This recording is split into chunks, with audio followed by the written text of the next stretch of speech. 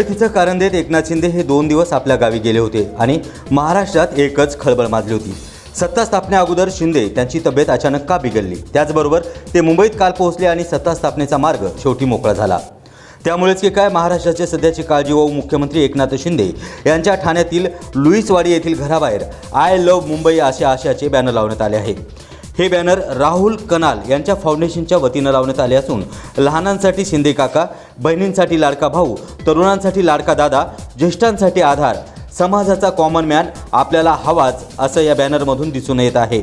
सध्या ठाणे आणि मुंबई या परिसरामध्ये या बॅनरची चर्चा सुरू आहे। Bureau report, Deshonnati news.